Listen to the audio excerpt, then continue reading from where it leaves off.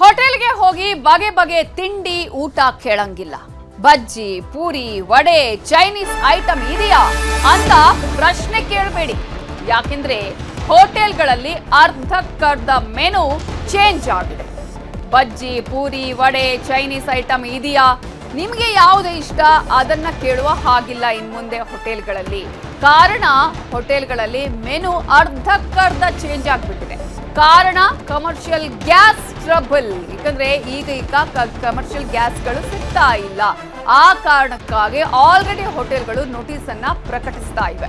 ಇರುವ ತಿಂಡಿ ತಿನಿಸುಗಳನ್ನಷ್ಟೇ ಕೇಳಿ ಅಂತ ಹೋಟೆಲ್ನವರು ಸಾರ್ವಜನಿಕರಿಗೆ ಮನವಿಯನ್ನ ಮಾಡ್ಕೊಳ್ತಾ ಇದ್ದಾರೆ. ಬಸವೇಶ್ವರ ನಗರ ಬಳಿಯ ಪ್ರಿಯದರ್ಶಿನಿ ಹೋಟೆಲ್ನಲ್ಲಿ ಇದೇ ರೀತಿಯಾಗಿ ಸಾರ್ವಜನಿಕ ಪ್ರಕಟಣೆಯನ್ನೇ ಹಾಕಿದ್ದಾರೆ. ಗ್ರಾಹಕರು ಸಹಕರಿಸಬೇಕು ಅಂತ ಹೋಟೆಲ್ ಮಾಲೀಕರು ಮನವಿಯನ್ನ ಮಾಡಿದ್ದಾರೆ. ಈಗಾಗಲೇ ವಿಶೇಷ ಪ್ರಕಟಣೆಯನ್ನ ಕೂಡ ಹೊರಡಿಸಿದ್ದಾರೆ ಹೋಟೆಲ್ಗಳಲ್ಲಿ. ಆಲ್ಮೋಸ್ಟ್ ಎಲ್ಲ ಹೋಟೆಲ್ಗಳಲ್ಲೂ ಈ ರೀತಿಯಾದಂತಹ ಪ್ರಕಟಣೆ ಹೊರಡಿಸುವಂತಹ ಸಾಧ್ಯತೆಗಳು ಕಾಣಿಸ್ತಾ ಇದೆ. ಕಾರಣ ಮಧ್ಯಪ್ರಾಚ್ಯದಲ್ಲಿ ಉಂಟಾಗ್ತಾ ಇರುವಂತಹ ಈ ರೀತಿಯಾದಂತಹ ಯುದ್ಧ ಇದೀಗ ಎಲ್ಲ ಕಡೆಗಳಲ್ಲೂ ಪರಿಣಾಮವನ್ನ ಬೀರ್ತಾ ಇದೆ. ಆ ಪರಿಣಾಮವಾಗಿ LPG ಗ್ಯಾಸ್ ಸಿಲಿಂಡರ್ನ ಸರಬರಾಜಿನಲ್ಲಿ ವ್ಯತ್ಯಾಸ ಉಂಟಾಗ್ತಾ ಇರುವಂಥದ್ದು. ಆ ಒಂದು ವ್ಯತ್ಯಾಸದಿಂದಾಗಿ ಇಲ್ಲಿ ಹೋಟೆಲ್ಗಳ ಮೇಲೆ ಪರಿಣಾಮ ಬೀರಿದೆ. ಕಾರಣ ಗ್ಯಾಸ್ನಿಂದ ಈಗಾಗಲೇ ಆಹಾರಗಳನ್ನು ತಯಾರಿಸಬೇಕಾಗುತ್ತೆ. ಆದರೆ ಗ್ಯಾಸ್ ಸಿಲಿಂಡರೇ ಸರಬರಾಜು ಆಗದಿದ್ರೆ ಅವರು 1 ದಿನಕ್ಕೆ 2 ದಿನಕ್ಕೆ ಆಗುವಷ್ಟು ಸಿಲಿಂಡರ್ಗಳನ್ನು ಸಂಗ್ರಹಿಸಿಟ್ಕೊಂಡಿರ್ತಾರೆ. ಆದರೆ ಇದೀಗ ಟ್ಯಾಂಕರ್ಗಳು ಬರ್ತಾ ಇಲ್ಲ, ಮತ್ತೊಂದು ಕಡೆ ಗ್ಯಾಸ್ ಸಿಲಿಂಡರ್ಗಳು ಸಿಗ್ತಾ ಇಲ್ಲ. ಹಾಗಾಗಿ ತಾತ್ಕಾಲಿಕವಾಗಿ ಸೀಮಿತವಾದ ತಿಂಡಿ ತಿನಿಸುಗಳನ್ನ ಮಾತ್ರ ಹೋಟೆಲ್ನವರು ಇಡೋದಕ್ಕೆ ನಿರ್ಧಾರ ಮಾಡಿರುವ ಕಾರಣಕ್ಕಾಗಿಯೇ ಏನು ಇದೆ ಅದನ್ನ ಮಾತ್ರ ತಿನ್ನಿ, ನೀವು ಅದಿದೆಯಾ ಇದಿದೆಯಾ ಅನ್ನುವಂಥ ಪ್ರಶ್ನೆಯನ್ನ ಕೇಳಿಬಿಡಿ, ದಯವಿಟ್ಟು ಸಹಕರಿಸಿ ಅಂತ ಹೋಟೆಲ್ನವರು ಇದೀಗ ಸಾರ್ವಜನಿಕ ಪ್ರಕಟಣೆಯನ್ನೇ ಹೊರಡಿಸ್ತಾ ಇರೋದನ್ನ ನಾವು ಗಮನಿಸ್ತಾ ಇದ್ದೀವಿ.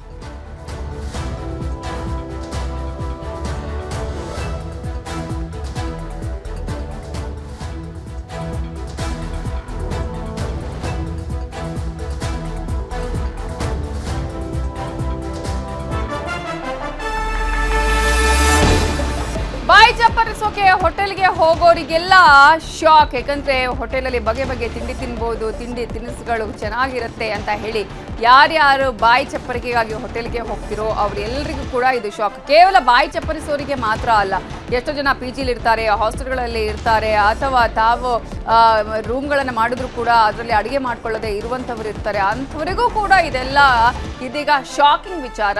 ಪೂರಿ, ಬಜ್ಜಿ, ವಡೆ, ಗರಿ ಗರಿ ತಿನಿಸುಗಳಿಗೆಲ್ಲ ಬ್ರೇಕ್ ಬಿದ್ದಿದೆ. ನಾಳೆಯಿಂದ ಎಣ್ಣೆಯಲ್ಲಿ ಕರಿಯುವ ತಿನಿಸನ್ನ ನಿಲ್ಲಿಸೋದಕ್ಕೆ ಹೋಟೆಲ್ನವರು ನಿರ್ಧಾರವನ್ನ ಮಾಡಿದ್ದಾರೆ. ಕಾರಣ ಗ್ಯಾಸ್ ಏಜೆನ್ಸಿಗಳು ಇದೀಗ ನೋ ಸಪ್ಲೈ ಅಂತ ಸ್ಪಷ್ಟ ಸಂದೇಶವನ್ನ ಕೊಟ್ಟಿದೆ. ಹೀಗಾಗಿ ಜಾಸ್ತಿ ಯಾವುದಕ್ಕೆ ಗ್ಯಾಸ್ ಖರ್ಚಾಗುತ್ತೋ ಅಂತಹ ಆಹಾರಗಳನ್ನ ತಯಾರಿಸದೇ ಇರಲು ನಿರ್ಧಾರವನ್ನ ಮಾಡಿದ್ದಾರೆ. ಗ್ಯಾಸ್ ಟ್ರಬಲ್ನಿಂದಾಗಿ ಹೋಟೆಲ್ನ ರೆಸಿಪಿಗಳೇ ಚೇಂಜ್ ಆಗಿವೆ.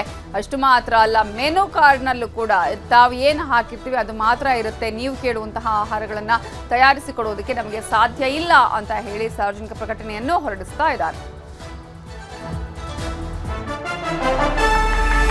ನಾಳೆಯಿಂದ ಗದಗ ಜಿಲ್ಲೆಯ ಹೋಟೆಲ್ಗಳಿಗೂ ತಟ್ಟಲಿದೆ ಇದರ ಬಿಸಿ. 2-3 ದಿನಗಳಿಗಾಗುವಷ್ಟು ಮಾತ್ರ ಸಿಲಿಂಡರ್ ಅನ್ನ ಸ್ಟಾಕ್ ಇಟ್ಕೊಂಡಿರ್ತಾರೆ. ಆಲ್ಮೋಸ್ಟ್ ಎಲ್ಲ ಹೋಟೆಲ್ನವರು ಅದೇ ಹೇಳೋದು. ನಿನ್ನೆ ಈಗಾಗಲೇ ಒಂದು ಪ್ರೆಸ್ ಮೀಟ್ ಮಾಡಿದಾಗಲೂ ಕೂಡ ಹೋಟೆಲ್ನ ಅಸೋಸಿಯೇಷನ್ ಅವರು ಅದನ್ನೇ ಹೇಳಿದ್ದಾರೆ. 2-3 ದಿನಕ್ಕಾಗುವಷ್ಟು ಇವರು ಹೇಳ್ತಾ ಇದ್ರು, 70 ದಿನಕ್ಕಾಗುವಷ್ಟು ಇರುತ್ತೆ, ಏನು ಸಮಸ್ಯೆ ಇಲ್ಲ. ಆದರೆ ಈಗಲೇ ಸಿಲಿಂಡರ್ನ ಕೊರತೆ ಉಂಟಾಗ್ತಾ ಇದೆ. ಸಿಲಿಂಡರ್ಗಳು ಸಿಗದಿದ್ರೆ ಹೋಟೆಲ್ಗಳನ್ನೇ ಬಂದ್ ಮಾಡಬೇಕಾಗತ್ತೆ. ಗ್ಯಾಸ್ ಕಡಿಮೆ ಬಳಸುವ ಪದಾರ್ಥಗಳನ್ನ ಮಾತ್ರ ಮಾಡ್ತೀವಿ ಅಂತ ಹೇಳಿ ಗದಗ ಹೋಟೆಲ್ ಮಾಲೀಕರ ಸಂಘದ ಉಪಾಧ್ಯಕ್ಷ ಸುಧಾಕರ್ ಹೇಳಿದ್ದಾರೆ. ಈಗ ನಮ್ಮಲ್ಲಿ ಸಾಮಾನ್ಯ ಇವತ್ತು ನಾಳೆ ಮಟ್ಟ ನಡಿಬಹುದು. ಮುಂದಿದ ಅವರು ಸಪ್ಲೈ ಮಾಡಿದ್ರೆ ನಮ್ಗೆ ನಡೀತದೆ, ಇಲ್ಲಾಂದ್ರೆ ಮುಂದೆ ಕಷ್ಟ ಆಗ್ಬೋದು. ನೋಡ್ಬೇಕು, ಮತ್ತೆ ಸಪ್ಲೈ ಇಲ್ಲಾಂದ್ರೆ ಅನಿವಾರ್ಯ ಬಂದ್ ಮಾಡಲೇಬೇಕಾಗತ್ತದೆ. ಈ ಗ್ಯಾಸ್ ಇಲ್ಲಾಂದ್ರೆ ಯಾವ ಐಟಮು ಆಗುದಿಲ್ಲ. ಚಹಾ ಮಾಡ್ಲಿಕ್ಕೆ ಬೇಕಲ್ಲ, ಇಡ್ಲಿ ಮಾಡ್ಲಿಕ್ಕೂ ಬೇಕು, ಎಲ್ಲ ಮಾಡ್ಲಿಕ್ಕೂ ಗ್ಯಾಸ್ ಇಲ್ಲಾಂದ್ರೆ ಏನೂ ಆಗೋದಿಲ್ಲ, ಯಾವ ಕೆಲಸನೂ ನಡೆಯೋದಿಲ್ಲ. ಏನಂದ್ರೆ ಸ್ವಲ್ಪ ಅಂದರೆ ಈಗ ಇದೇನು ಬಂದಾಗೋ ಪರಿಸ್ಥಿತಿ, ಸ್ವಲ್ಪ ವಡಾ, ಕರದ ಐಟಮು, ಪೂರಿ ಅವನ್ನೆಲ್ಲ ಬಂದ್ ಮಾಡುವ, ಬಜ್ಜಿ ಗಿಜಿ ಮಾಡೋದೆಲ್ಲ ಬಂದ್ ಮಾಡಬೇಕಾಗುತ್ತದೆ. ಬರೀ ಇಡ್ಲಿ, ಪಲಾವ್, ದೋಸೆ ಅಷ್ಟೇ ಮಾಡಿ ಇದು ಮಾಡಬೇಕಾಗತ್ತದೆ. ಸ್ವಲ್ಪ ಗ್ಯಾಸ್ ಸ್ವಲ್ಪ ಕಮ್ಮಿ ಯೂಸ್ ಆಗುವಂಥದ್ದು ಇಡ್ಲಿ, ದೋಸೆ, ಉಪ್ಪಿಟ್ಟು ಅಂಥದ್ದೇ ಮಾಡಿ ಕಸ್ಟಮರ್ ಇದು ಮಾಡಬೇಕು. ಸಪ್ಲೈ ಮಾಡಿದರೆ ಒಳ್ಳೆಯದು. ಎಲ್ಲ ಸಾರ್ವಜನಿಕಗೂ ತೊಂದರೆ ಆಗ್ತದೆ, ನಮಗೂ ತೊಂದರೆ ಆಗ್ತದೆ, ನಮ್ಮ ವರ್ಕರ್ಸಿಗೂ ಕಷ್ಟ ಆಗ್ತದೆ, ಅವರಿಗೂ ತೊಂದರೆ ಆಗ್ತದಲ್ಲ. ಎಲ್ಲ ರೀತಿಯಿಂದ ಎಲ್ಲರಿಗೂ ತೊಂದರೆ ಆಗ್ತದೆ ಅದರಿಂದ. ಸಾರ್ವಜನಿಕರು ತೊಂದರೆ, ನಮಗೂ ತೊಂದರೆ. ಇದರ ಬಗ್ಗೆ ಇನ್ನಷ್ಟು ಡೀಟೇಲ್ಸ್ ಅನ್ನು ಕೊಡೋದಕ್ಕೆ ನಮ್ಮ ರಿಪೋರ್ಟರ್ ಆಶಿಕ್ ಮುಲ್ಕಿ ಈಗ ನೇರ ಸಂಪರ್ಕದಲ್ಲಿ ಜಾಯ್ನ್ ಆಗಿದ್ದಾರೆ. ಆಶಿಕ್ ಮುಲ್ಕಿ, ಮಧ್ಯಪ್ರಾಚ್ಯದಲ್ಲಿ ಉಂಟಾಗಿರುವಂತಹ ಈ ಒಂದು ಜಾಗತಿಕ ಯುದ್ಧ ಪರಿಣಾಮ ಬೀರ್ಲಿಕ್ಕಿಲ್ಲ ಅಂತ ಹೇಳಿದ್ರು ಕೂಡ ನೇರ ಪರಿಣಾಮ ಈಗ ತಟ್ತಾ ಇರೋದನ್ನ ನಾವು ಗಮನಿಸ್ತಾ ಇದ್ದೀವಿ. ಅದರಲ್ಲೂ ಕೂಡ 70 ದಿನಕ್ಕಾಗುವಷ್ಟು ಗ್ಯಾಸ್ ಸಿಲಿಂಡರ್ಗಳು ಸಿಗಬಹುದು ಅನ್ನುವಂತಹ ಮಾತುಗಳ ನಡುವೆನೆ ಇಮಿಡಿಯೇಟ್ ಆಗಿ ಅದರ ಪರಿಣಾಮ ಹೋಟೆಲ್ಗಳ ಮೇಲೆ, ಹೋಟೆಲ್ಗಳಿಂದಾಗಿ ಗ್ರಾಹಕರ ಮೇಲೆ ಉಂಟಾಗ್ತಿರೋದು. ಎಲ್ಲೆಲ್ಲಿ ಯಾವ ರೀತಿ ಸಮಸ್ಯೆಗಳು ಉಂಟಾಗ್ತಿದೆ, ಏನೆಲ್ಲ ಹೋಟೆಲ್ ಮಾಲೀಕರು ಈಗ ಸಾರ್ವಜನಿಕರಲ್ಲಿ ಮನವಿಯನ್ನ ಮಾಡ್ಕೊಳ್ತಿದ್ದಾರೆ.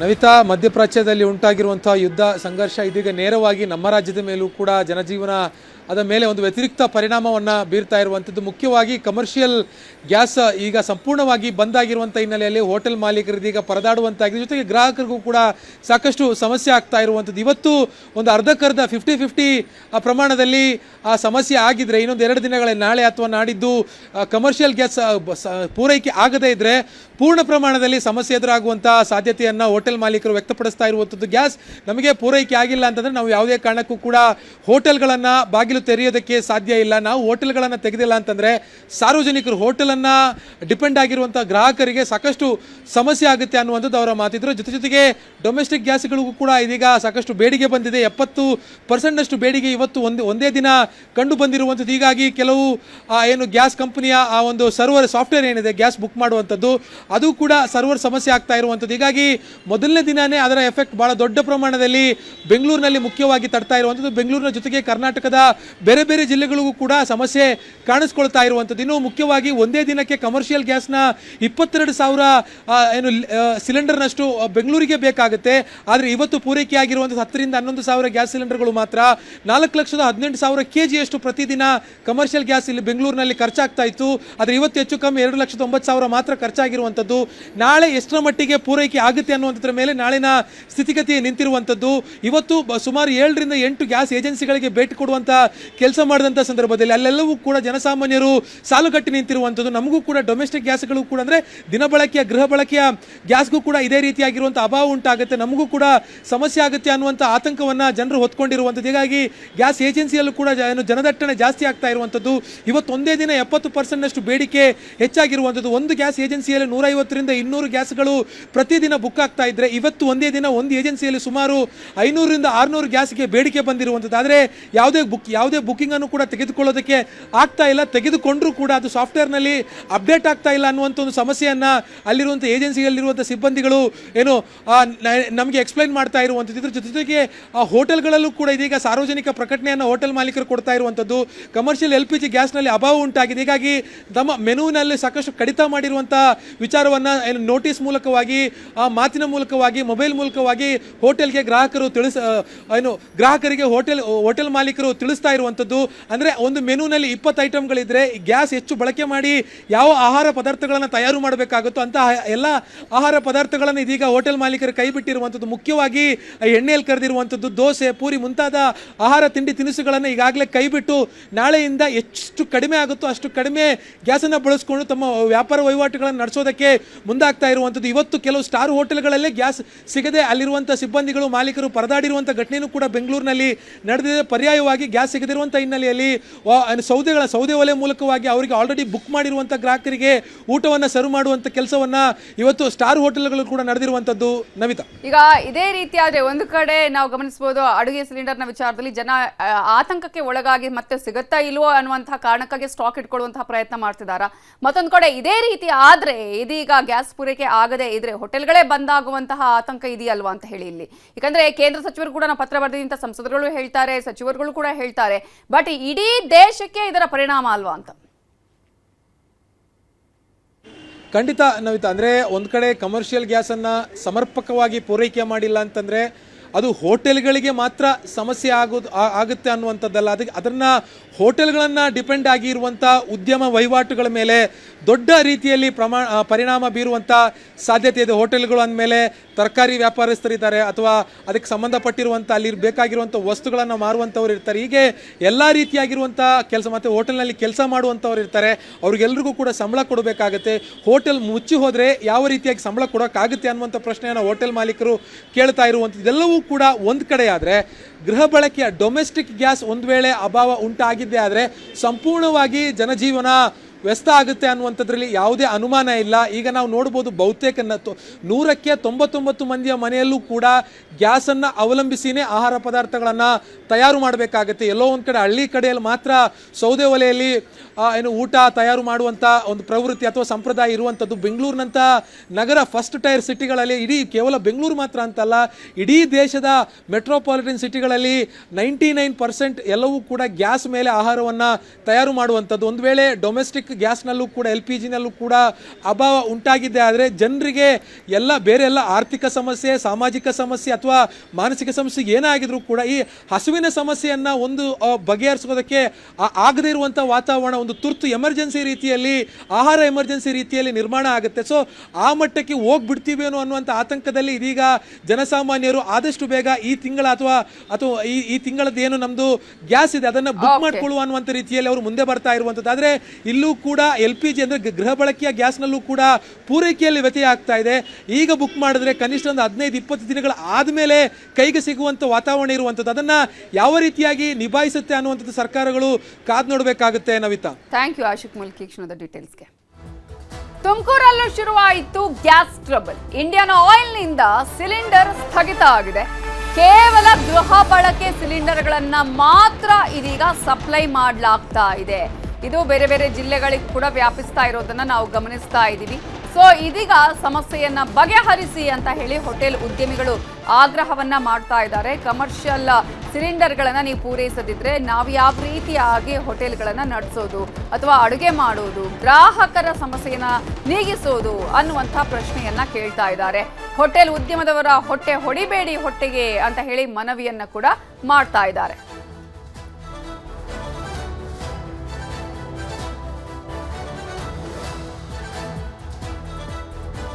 ಸಪ್ಲೈ ನಿಂತರೆ ಎಲ್ಲ ಥರದಲ್ಲಿ ಟೂರಿಸಮ್ಮು ನಿಲ್ತದೆ, ರೈತರದ್ದು ಬೆಳೆದ ತರಕಾರಿನೂ ಪ್ರಾಬ್ಲಮ್ ಆಗುತ್ತೆ, ಎಲ್ಲ ಥರದಲ್ಲಿ ತೊಂದರೆ ಆಗುತ್ತೆ ಅಂತ ಹೇಳಿ ದಯವಿಟ್ಟು ನೀವು ನಮ್ಮ ಮಾತನ್ನು ಒಂದು ಕನ್ಸಿಡರ್ ಮಾಡಿ ನಮಗೆ ಒಂದು ಗ್ಯಾಸ್, ಕಮರ್ಷಿಯಲ್ ಗ್ಯಾಸು ಆದಷ್ಟು ದಿವಸ ನಮಗೆ ಸಪ್ಲೈ ಮಾಡುವುದಕ್ಕೆ ತಾವು ತಯಾರಾಗಬೇಕಂತ ತಮ್ಮಲ್ಲಿ ಕಳಕಳಿಯಿಂದ ಪ್ರಾರ್ಥಿಸುತ್ತೇವೆ. ಇಲ್ಲಿವರೆಗೆ ನಮಗೆ ಗ್ಯಾಸಿನ ಯಾವುದೇ ಪ್ರಾಬ್ಲಮ್ ಇರ್ತಿರಲಿಲ್ಲ. ಈ ವಾರ ಸ್ಟಾರ್ಟ್ ಆಗೋದ್ರಿಂದ ಈಗ ಎಲ್ಲಿವರೆಗೆ ನೀವು ಸಪ್ಲೈ ಮಾಡ್ತೀರನ್ನೋದು ನಮ್ಮದು ಇದಿಲ್ಲ. ಆದ್ದರಿಂದ ನೀವು ಇಂಡೈರೆಕ್ಟ್ಲಿ ರೈತರು ಬೆಳೆದಂಥ ಉತ್ಪಾದನೆಗಳು ಎಲ್ಲ ನಿಂತ್ಕೊಳ್ತವೆ. ಮತ್ತು ಹಾಲು ಎಲ್ಲಿ ಕೊಡ್ತೀರಾ? ಸುಮಾರು 40-50% ಆಫ್ ದಿ ಹಾಲನ್ನ ಹೋಟೆಲ್ ಉದ್ಯಮದಿಂದಲೇ ಖರ್ಚಾಗ್ತಾ ಇರೋದು.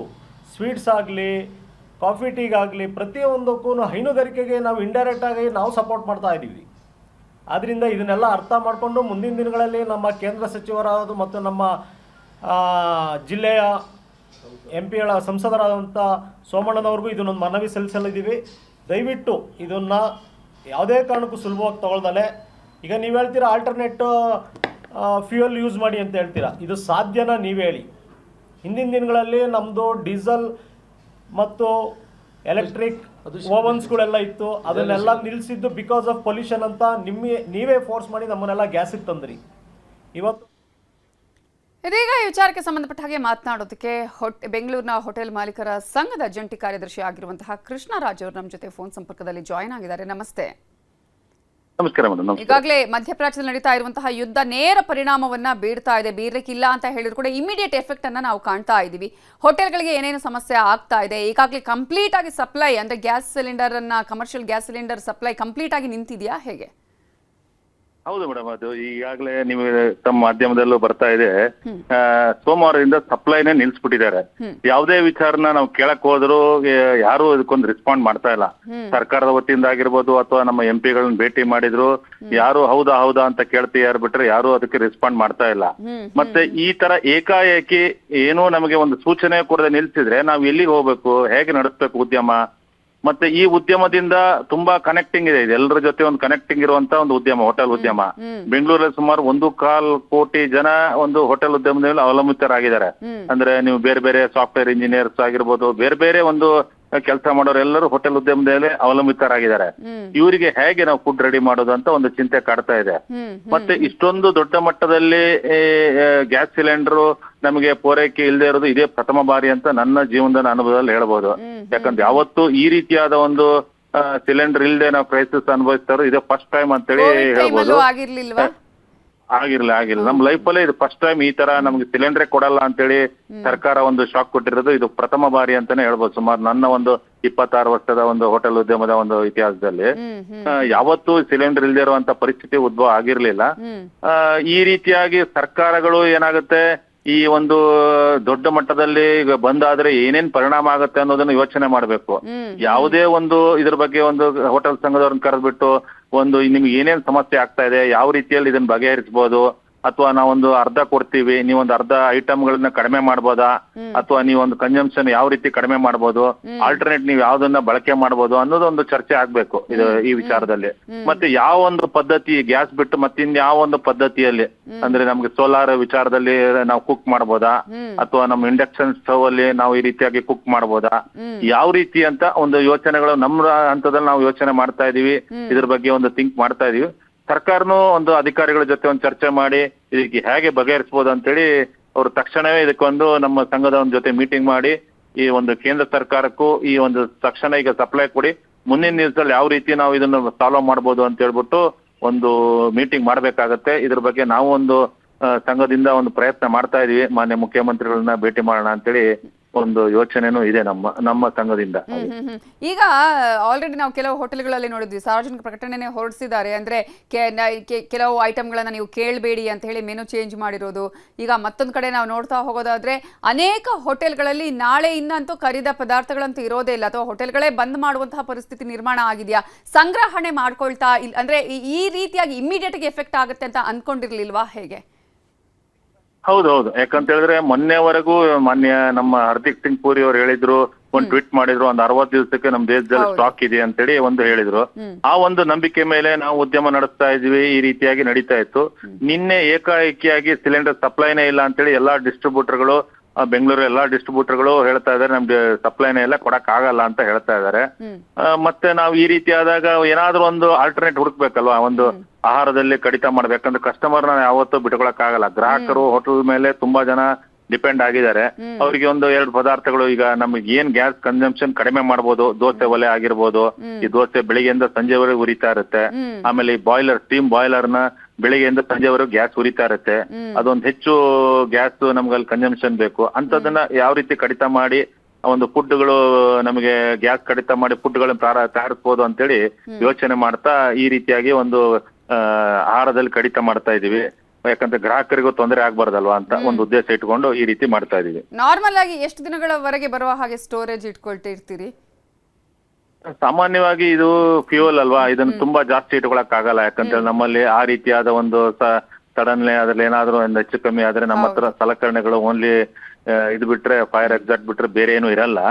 ಆದ್ರಿಂದ ನಾವೇನ್ ಮಾಡ್ತೀವಿ, ಒಂದು 15-10 ಸಿಲಿಂಡರ್ ಮಾತ್ರ ಸ್ಟಾಕ್ ಮಾಡ್ತೀವಿ. ಯಾಕಂದ್ರೆ ಡೈಲಿ ಸಪ್ಲೈ ಇರುತ್ತೆ. ನಾವು ಹೇಳಿದಾಗೆಲ್ಲ ಪ್ರತಿನಿತ್ಯನೂ ಸಪ್ಲೈ ಕೊಡ್ಬೇಕು ಅಂತೇಳಿ ನಮ್ಮ ಇಂಡಿಯನ್ ಆಯಿಲ್ ಕಾರ್ಪೊರೇಷನ್ ಇಂದ ಒಂದು ಸರ್ಕ್ಯುಲರ್ ಇದೆ. ಸಿಲಿಂಡರ್ ಯಾವ ಕಾರಣಕ್ಕೂ ಕುಕ್ ನಿಂತ್ಕೋಬಾರ್ದು ಅಂತೇಳಿ ಒಂದು ಅವ್ರದ್ದೊಂದು ವಿಷನ್ ಇದೆ. ಏನಾದ್ರೂ ಒಂದ್ ಚೂರು ಸಿಲಿಂಡರ್ ಸಪ್ಲೈ ಬರದೇ ಇದ್ರೆ ಫಸ್ಟ್ ಸಪ್ಲೈ ಕೊಡಿ ಅಂತ ಅವರು ನಮ್ಗೆ ಇದ್ ಮಾಡ್ತಾರೆ, ಅವರ ಡಿಸ್ಟ್ರಿಬ್ಯೂಟರ್ಗೆ ಇದ್ ಮಾಡ್ತಾರೆ. ಅದನ್ನ ಮೊದಲು ಸಪ್ಲೈ ಕೊಡ್ಬೇಕು ಅನ್ನೋ ಉದ್ದೇಶ ಇಟ್ಕೊಂಡಿರ್ತಾರೆ. ಇಂತ ಒಂದು ಉದ್ದೇಶದಲ್ಲಿ ಈಗ ಸಿಲಿಂಡರ್ ಇಲ್ಲ ಅಂತ ಹೇಳ್ತಾ ಇದ್ದಾರೆ.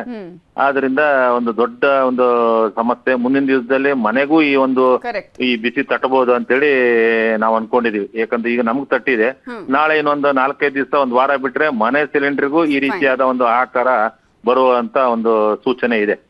ಥ್ಯಾಂಕ್ ಯು ಕೃಷ್ಣರಾಜ್ ಅವರು ನ್ಯೂಸ್ 18 ಜೊತೆ ಮಾತನಾಡಿದಕ್ಕಾಗಿ. ಕರ್ನಾಟಕಕ್ಕೆ ತಟ್ತಾ ಇದೆ ಗಲ್ಫ್ ಯುದ್ಧದ ಎಫೆಕ್ಟ್. ಎಲ್ಲೆಲ್ಲೂ ಅಡುಗೆ ಸಿಲಿಂಡರ್ಗೆ ಇದೀಗ ಆತಂಕ ಶುರುವಾಗಿದೆ. ಗಮನಿಸ್ತಾ ಇದ್ವಿ ನಾವು ನಿನ್ನೆಯಿಂದಲೂ ಕೂಡ ಹೋಟೆಲ್ ಮಾಲೀಕರ ಸಂಘದ ಅವರು ಎಲ್ಲರೂ ಕೂಡ ಹೇಳ್ತಾ ಇದ್ರು ಕಮರ್ಷಿಯಲ್ ಸಿಲಿಂಡರ್ಗಳು ಸಿಗ್ತಾ ಇಲ್ಲ ಅಂತ ಹೇಳಿ. ಆದ್ರೆ ಇನ್ನು ಮುಂದೆ ಕೇವಲ ಕಮರ್ಷಿಯಲ್ ಸಿಲಿಂಡರ್ ಮಾತ್ರ ಅಲ್ಲ, ಅಡುಗೆ ಸಿಲಿಂಡರ್ಗೂ ಕೂಡ ಆತಂಕ. ಗೃಹ ಬಳಕೆಯ ಅಡುಗೆ ಸಿಲಿಂಡರ್ ಕೂಡ ಸಿಗ್ತಾ ಇಲ್ಲ. ತಕ್ಷಣ ಏನಾದ್ರೂ ಬುಕ್ಕಿಂಗ್ ಮಾಡಬೇಕು ಅಂತ ಹೇಳಿದ್ರೆ ಅಡುಗೆ ಸಿಲಿಂಡರ್ ಸಿಗ್ತಾ ಇಲ್ಲ. ಈಗ ನಾವು ಆಗ್ಲೂ ಹೇಳಿದ್ವಿ, ಅನೇಕ ನಮ್ಮ ರಿಪೋರ್ಟರ್ಸ್ಗಳೆಲ್ಲ ಏಜೆನ್ಸಿಗಳಿಗೆ ಹೋದಂತಹ ಸಂದರ್ಭದಲ್ಲಿ ಬುಕ್ಕಿಂಗ್ ಮಾಡ್ಕೊಳ್ಳೋದಕ್ಕೆ ಸಾಧ್ಯ ಇಲ್ಲ. ಯಾಕಂದ್ರೆ ಒಂದ್ ಕಡೆ ಕ್ಯೂ, ಮತ್ತೊಂದು ಕಡೆ ಸಾಫ್ಟ್ವೇರೇ ಅಲ್ಲಿ ವರ್ಕ್ ಆಗ್ತಾ ಇಲ್ಲ, ಯಾಕಂದ್ರೆ ಜಾಮ್ ಆಗ್ತಾ ಇದೆ ಅನ್ನುವ ವಿಚಾರವನ್ನ ಕೂಡ ಹೇಳ್ತಾ ಇದ್ರು. ಸೊ ಸ್ಲೋ ಆಗಿದೆ ಅಡುಗೆ ಸಿಲಿಂಡರ್ ಬುಕ್ಕಿಂಗ್. ಇಂಡಿಯನ್ ಆಗಿರ್ಬೋದು, HP ಆಗಿರ್ಬೋದು, ಏಜೆನ್ಸಿ ಗ್ಯಾಸ್ ಬುಕ್ಕಿಂಗ್ ಆಗ್ತಾ ಇಲ್ಲ. ಗ್ಯಾಸ್ ಸಿಗಲ್ಲ ಅಂತ ಹೇಳಿ ಜನ ಆತಂಕದಲ್ಲಿ ಒಮ್ಮೆಲೆ ಬುಕ್ಕಿಂಗ್ ಅನ್ನ ಮಾಡ್ಕೊಳ್ತಾ ಇದ್ದಾರೆ. ಮತ್ತೇನಾದ್ರೂ ಸಮಸ್ಯೆ ಆದ್ರೆ ನಮಗೆ ಗ್ಯಾಸ್ ಸಿಗ್ಲಿಲ್ಲ ಅಂತ ಹೇಳಿದ್ರೆ ಅಂತ ಹೇಳಿ ಈಗಲೇ ಸ್ವಲ್ಪ ನಾವು ಅದನ್ನ ಸಂಗ್ರಹಣೆ ಮಾಡಿಟ್ಕೊಳ್ಳೋಣ ಅಂತ ಹೇಳಿ ಬುಕ್ಕಿಂಗ್ ಮಾಡ್ತಾ ಇದ್ದಾರೆ. ಒಮ್ಮೆಲೆ 70% ಗ್ಯಾಸ್ ಬುಕ್ಕಿಂಗ್ ನಲ್ಲಿ ಏರಿಕೆ ಆಗಿರೋದು, ಹಾಗಾಗಿಯೇ ಸರ್ವರ್ ಸ್ಲೋ ಆಗ್ತಾ ಇವೆ ಅಂತ ಹೇಳಿ ಗ್ಯಾಸ್ ಏಜೆನ್ಸಿ ಅವರು ಹೇಳ್ತಾ ಇದ್ದಾರೆ. ಇಂಡಿಯನ್, HP, ಭಾರತ್ ಎಲ್ಲಾ ಕಂಪನಿಗಳ ಸರ್ವರ್ ಕೂಡ ಡೌನ್ ಆಗಿದೆ.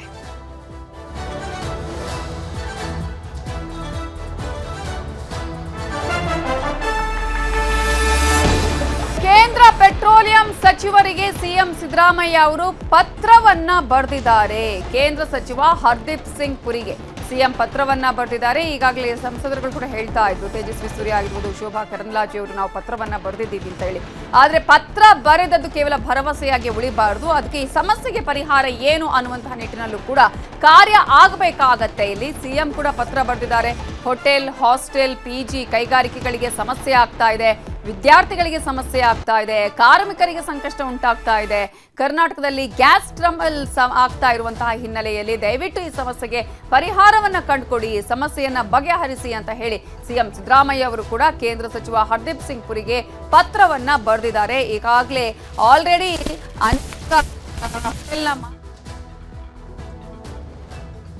ಸಿದ್ದರಾಮಯ್ಯ ಅವರು ನಿನ್ನೆ ಕೂಡ ಮಾತನಾಡುವಾಗ ಹೇಳ್ತಾ ಇದ್ರು, ಕರೆಕ್ಟ್ ಆಗಿ ಅವ್ರು ಹೇಳ್ತಾ ಇದ್ದಾರೆ. ಯಾಕಂದ್ರೆ ಈಗಾಗಲೇ ಗ್ಯಾಸ್ ಸಿಗ್ತಾ ಇಲ್ಲ, ಸಿಲಿಂಡರ್ಗಳು ಸಿಗ್ತಾ ಇಲ್ಲ ಅಂತ ಹೇಳಿದ್ರೆ ಅವ್ರು ಏನ್ ಮಾಡಕ ಆಗತ್ತೆ ಅಂತ ಹೇಳಿ ಇದೇ ನಿಟ್ಟಿನಲ್ಲಿ ಈಗಾಗಲೇ ಅವರನ್ನ ಕೂಡ ಅನೇಕರು ಮೀಟ್ ಮಾಡಿದ್ದಾರೆ. ಸಿದ್ದರಾಮಯ್ಯ ಅವರೀಗ ನೇರವಾಗಿ ಪೆಟ್ರೋಲಿಯಂ ಸಚಿವರಿಗೆ ಪತ್ರವನ್ನು ಕೂಡ ಬರೆದಿದ್ದಾರೆ. ಕಮರ್ಷಿಯಲ್ ಗ್ಯಾಸ್ ಸಮಸ್ಯೆಯನ್ನ ಬಗೆಹರಿಸಿ ಅಂತ ಹೇಳಿ ಸಿದ್ದರಾಮಯ್ಯ ಅವರು ಪತ್ರವನ್ನ ಬರೆದಿದ್ದು ಯಾವ ರೀತಿಯಾಗಿ ರೆಸ್ಪಾನ್ಸ್ ಸಿಗುತ್ತೆ ನೋಡ್ಬೇಕು.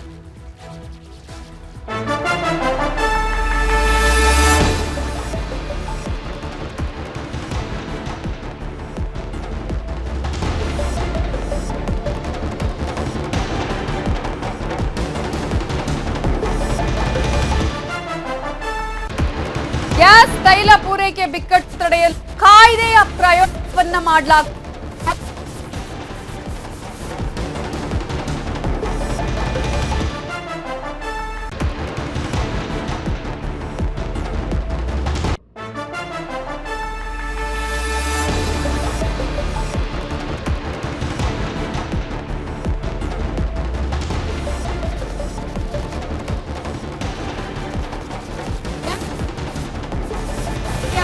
ಮಾಡಲಾಗಿದ್ದು ಅಗತ್ಯ ಸರಕುಗಳ ಕಾಯ್ದೆ 1955 ಜಾರಿಗೆ ತಂದಿದೆ ಕೇಂದ್ರ. ಪ್ರಧಾನಿ ಕೇಂದ್ರ ಸಚಿವ ಹರ್ದೀಪ್ ಸಿಂಗ್ ಅವರು ಸಭೆಯನ್ನ ಮಾಡಿದ್ದಾರೆ. ಈಗ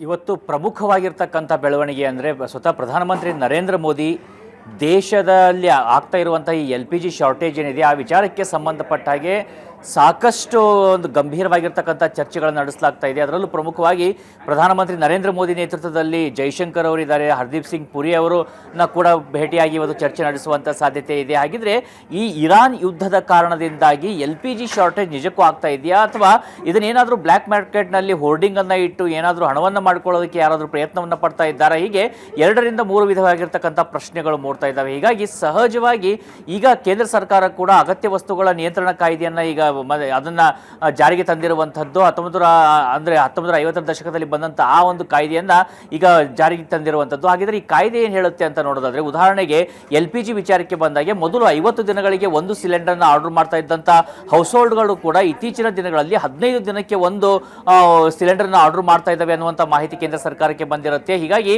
ಈ ಒಂದು ಕಾಯ್ದೆಯನ್ನು ಜಾರಿಗೆ ತಂದಿರುವಂತದ್ದು. ಈ ಕಾಯ್ದೆಯ ಪ್ರಕಾರ ಕನಿಷ್ಠ ಪಕ್ಷ ಒಂದು ಸಿಲಿಂಡರ್ ಅನ್ನ ಆರ್ಡರ್ ಮಾಡಿ ಇನ್ನೊಂದು ಸಿಲಿಂಡರ್ ಬರಬೇಕಾದ್ರೆ 26 ದಿನಗಳ ಕಾಲಾವಕಾಶವನ್ನು ತೆಗೆದುಕೊಳ್ಳಬೇಕಾಗುತ್ತೆ. ಅದರ ಜೊತೆಗೆ ಈಗ ಈ ಒಂದು ಸರಾಗವಾಗಿ ಬರ್ತಾ ಇದೆಯಾ, ಬರ್ತಿಲ್ವಾ, LPGಯನ್ನು ಎಲ್ಲಿಂದೆಲ್ಲ ತರೋದಕ್ಕೆ ಸಾಧ್ಯ ಆಗುತ್ತೆ, ದೇಶದಲ್ಲಿರುವಂತಹ ಸ್ಟಾಕ್ ಎಷ್ಟು, ಹೀಗೆ ಸಾಕಷ್ಟು ಪ್ರಶ್ನೆಗಳು ಇವತ್ತಿದ್ದಾವೆ. ಜೊತೆಗೆ ನಾವೆಲ್ಲವೂ ಕೂಡ ಗಮನಿಸ್ತಾ ಇದ್ದೀವಿ, ಹೋಟೆಲ್ ಉದ್ಯಮದವರು ಎಲ್ಲರೂ ಕೂಡ ಈಗ ಈ ಸರ್ಕಾರಗಳನ್ನು ಪ್ರಶ್ನೆ ಮಾಡ್ತಾ ಇದ್ದಾರೆ, ನಮಗೆ ಸಿಲಿಂಡರ್ ಸಿಗ್ತಾ ಇಲ್ಲ, ಸಿಲಿಂಡರ್ ಬೇಕಾಗುತ್ತೆ, ಸಿಲಿಂಡರ್ ಇಲ್ಲ ಅಂದರೆ ಸಂಪೂರ್ಣವಾಗಿ ಹೋಟೆಲ್ ಉದ್ಯಮವೇ ಸ್ಥಗಿತವಾಗುತ್ತೆ ಅಂತೇಳಿ. ಹೀಗಾಗಿ ಈ ಇರಾನ್ ಮತ್ತು ಇಸ್ರೇಲ್ ಅಮೆರಿಕ ಯುದ್ಧ ಏನು ನಡೀತಾ ಇದೆ, ಆ ಯುದ್ಧದ ನೇರವಾದಂಥ ಪರಿಣಾಮ ಕೂಡ ಈಗ ದೇಶದ ಮೇಲೆ ಕಾರಣಕ್ಕೆ ಸಿಗ್ತಾ ಇದೆ. ಅದೇ ಪ್ರಮುಖ ಕಾರಣದಿಂದಾಗಿ ಇವತ್ತು ಈ ರೀತಿಯಾಗಿರ್ತಕ್ಕಂಥ ಕಾಯ್ದೆನ ಜಾರಿಗೆ ತಂದಿರುವಂಥದ್ದು. ಅದರ ಜೊತೆಗೆ ಮತ್ತೊಂದು ಪ್ರಮುಖವಾಗಿರ್ತಕ್ಕಂಥ ಪ್ರಶ್ನೆ ಅಂದರೆ ಈ ಯುದ್ಧ ಮುಂದುವರಿತಾ ಹೋದರೆ ದೇಶದಲ್ಲಿ ಒಂದು ಕಡೆ ಪೆಟ್ರೋಲ್, ಇನ್ನೊಂದು ಕಡೆಯಿಂದ ಈ LPG ಇವುಗಳನ್ನ ಹೇಗೆ ಒಂದು ಹ್ಯಾಂಡಲ್ ಮಾಡುವಂಥದ್ದು. ಯಾಕಂದರೆ ಬೇಡಿಕೆ ಅಂತೂ ಜಾಸ್ತಿ ಆಗ್ತಾ ಇರುತ್ತೆ, ಬೇಡಿಕೆ ಇದ್ದೇ ಇರುತ್ತೆ, ಆ ಬೇಡಿಕೆಯನ್ನು ಪೂರೈಸಬೇಕಾಗಿರ್ತಕ್ಕಂಥದ್ದು ಕೂಡ ಪ್ರಮುಖವಾಗಿರುತ್ತೆ. ಹೀಗಾಗಿ ಇವತ್ತು ಹರ್ದೀಪ್ ಸಿಂಗ್ ಪುರಿ ಅವರ ಜೊತೆಯಲ್ಲಿ ಪ್ರಧಾನಮಂತ್ರಿ ನರೇಂದ್ರ ಮೋದಿ ಚರ್ಚೆಯನ್ನು ಮಾಡಿದ್ದಾರೆ. ಯಾವ ದೇಶದಿಂದ ನಮಗೆ CNG ಅಂದರೆ LPGಯನ್ನು ಆದಷ್ಟು ಬೇಗ ತರಿಸೋದಕ್ಕೆ ಸಾಧ್ಯ ಆಗುತ್ತೆ.